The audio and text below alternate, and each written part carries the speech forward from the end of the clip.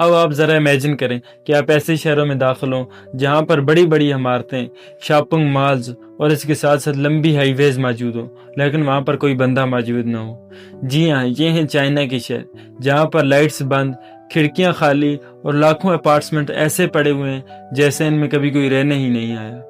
لیکن حیران کن بات یہ ہے کہ یہ نہ تو کوئی جنگ ہے اور نہ ہی کوئی تباہی، بلکہ یہ سب کچھ جان بوجھ کر کیا گیا ہے۔ دراصل ان شہروں کو گھوسٹ سٹیز کہا جاتا ہے، یعنی کہ ویران شہر۔ اصل کہانی یہاں سے شروع ہوتی ہے۔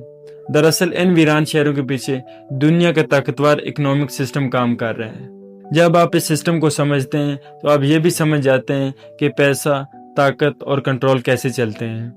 سننے میں گھوسٹ سٹی شاید آپ کو ایک فلمی نام لگے، لیکن چائنا میں پورے علاقے ایسے ہیں جو لاکھوں لوگوں کے لیے بنائے گئے ہیں، لیکن آج بھی آدھے خالی پڑے ہوئے ہیں۔ یہ نہ تو تباہ ہوئے ہیں اور نہ ہی چھوڑے گئے ہیں، بلکہ یہ انتظار کر رہے ہیں کہ کوئی آ کر ان میں رہے۔ اب ذرا آپ اس اسکیل کو دیکھیں کہ چائنا میں لاکھوں اپارٹمنٹ خالی پڑے ہوئے ہیں۔ کچھ اندازے کے مطابق 60 سے لے کر 90 ملین یونٹس تک گھر ایسے ہیں جو استعمال نہیں ہو رہے، بلکہ یہ گھر اتنے زیادہ ہیں کہ کئی ممالک کی پوری آبادی کو یہاں پر رکھا جا سکتا ہے۔ اور چائنا کے کچھ علاقوں میں حالت یہ ہے کہ 20% سے لے کر 30% تک گھر خالی ہیں۔ لیکن اصل سوال یہ ہے کہ چائنا نے آخرکار یہ شہر بنائے کیوں ہیں جب یہاں پر کوئی رہتا ہی نہیں ہے؟ تو اس سوال کو سمجھنے کے لیے ہمیں چین کی اکنامی کو سمجھنا ہوگا۔ چین نے صرف ترقی ہی نہیں کی، بلکہ انہوں نے اپنی ترقی کو ایک پلان کے ساتھ کیا ہے۔ چائنا کا ایک سمپل سا فارمولا تھا، زیادہ بناؤ اور تیزی کے ساتھ ترقی کرتے جاؤ، یعنی کہ جتنی زیادہ کنسٹرکشن اتنی زیادہ جی ڈی پی، نئے شہر، انڈسٹریل زونز اور اس کے ساتھ ساتھ نئے ہاؤسنگ پروجیکٹس، بس بناتے جاؤ اور ترقی کے نمبرز بڑھاتے جاؤ۔ لیکن یہاں پر ایک انٹرسٹنگ بات یہ ہے کہ چائنا کی زمین صرف زمین نہیں بلکہ پیسہ ہے۔ وہاں لوکل گورنمنٹس اس زمین کو ڈیولپرز پر بیچتی ہے اور ڈیولپرز بینکوں سے قرضہ لیتے ہیں اور عمارتیں بناتے ہیں اور پھر آگے لوگوں پر بیچ دیتے ہیں۔ اس طرح وہاں پر ایک مکمل سائیکل شروع ہو جاتا ہے، جہاں پر زمین بکتی ہے، عمارتیں بنتی ہیں اور ان کی قیمتیں بڑھتی جاتی ہیں اور مزید بینکوں سے قرضے لیے جاتے ہیں اور مزید کنسٹرکشن ہوتی ہے، اور اس طرح یہ ایک مکمل سائیکل چلتا رہتا ہے۔ پھر ایک وقت ایسا آیا کہ جب چین کی حکومت نے لوگوں کی ضروریات سے زیادہ گھر بنا لیے، تو پھر لوگوں نے یہ گھر رہنے کے بجائے انویسٹمنٹ کے طور پر خریدنا شروع کر دیے، اور یہ خالی اپارٹمنٹس اب صرف گھر نہیں ہیں بلکہ یہ لوگوں کے فائنینشیل ایسٹس بن گئے ہیں، یعنی کہ لوگوں کا پیسہ کمانے کا ذریعہ۔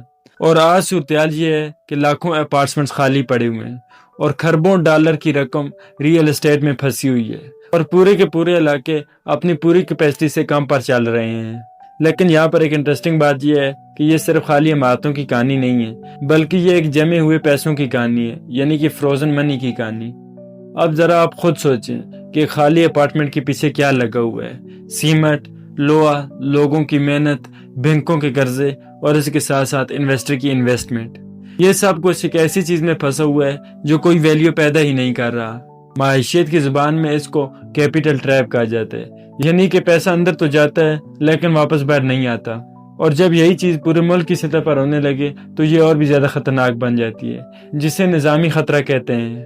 اب یہاں پر ایک اور بات سمجھے کہ چین کا ریئل اسٹیٹ سیکٹر کوئی چھوٹا موٹا سیکٹر نہیں ہے، بلکہ اپنی عروج پر یہ پوری معیشت کا تقریباً 30% تھا۔ اب ذرا خود امیجن کریں، جب اتنا بڑا سسٹم سست پڑتا ہے تو اس کا اثر نہ صرف چائنا پر بلکہ پوری دنیا پر پڑتا ہے۔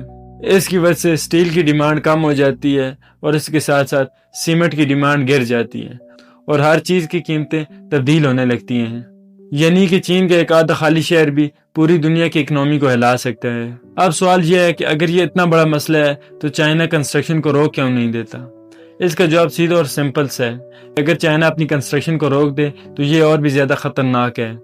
دیکھیے، کنسٹرکشن صرف عمارتیں ہی نہیں بناتی بلکہ یہ لوگوں کو روزگار بھی دیتی ہیں، اور اس کے ساتھ ساتھ لوکل گورنمنٹ فائنینسز کو بھی چلاتی ہیں، بینکوں اور اس کے ساتھ ساتھ ڈیولپرز کو بھی زندہ رکھتی ہیں۔ اگر یہ سب اچانک رک جائے تو پورا سسٹم کولیپس ہو سکتا ہے۔ اس لیے چین مکمل طور پر نہیں روکتا بلکہ آہستہ آہستہ اپنی رفتار کو کم کرتا ہے اور سسٹم کو بیلنس میں رکھنے کی کوشش کرتا ہے۔ اب ایک اور انٹرسٹنگ بات ہے جو زیادہ تر لوگ مس کر دیتے ہیں۔ دراصل ویران شہر شروع سے ہی فوراً بھرنے کے لیے نہیں بنائے گئے تھے بلکہ یہ فیوچر کے لیے بنائے گئے تھے۔ اب چائنا شہری آبادی میں تیزی کے ساتھ اضافہ کر رہا ہے اور لاکھوں لوگوں کو شہروں میں لا رہا ہے، اور ڈیمانڈ سے پہلے ہی انفراسٹرکچر تیار کر رہا ہے۔ یہ شہر خالی نہیں ہے بلکہ پہلے سے ہی لوگوں کے لیے تیار کیے گئے ہیں۔ سب سے امپورٹنٹ بات یہ ہے کہ یہ ویران شہر ہمیشہ کے لیے خالی نہیں رہیں گے، بلکہ اس کو سمجھنے کے لیے ہم ایک مثال لیتے ہیں۔ اور ڈوس جو کہ چائنا کا ایک شہر ہے جسے پہلے ایک ناکام پروجیکٹ سمجھا جاتا تھا، لیکن آہستہ آہستہ وہاں لوگ بڑھ رہے ہیں، بزنس بھی بڑھ رہا ہے اور اس کے ساتھ ساتھ وہ شہر زندہ ہو رہا ہے۔ لیکن اب چین کی پاپولیشن گروتھ کم ہوتی جا رہی ہے اور وقت کے ساتھ ساتھ چین کی پاپولیشن کم ہو جائے گی۔ اس کا مطلب یہ ہے کہ چائنا میں گھر زیادہ اور لوگ کم ہوتے جا رہے ہیں۔ تو اصل سوال یہ ہے کہ آخر ویران شہر ہیں کیا؟ دراصل یہ صرف خالی شہر نہیں ہے، بلکہ یہ نتیجہ ہیں تیز رفتار ترقی، مالی فائدوں اور ایک ایسے سسٹم کا جو زمین، قرض اور امیدوں پر کھڑا ہے۔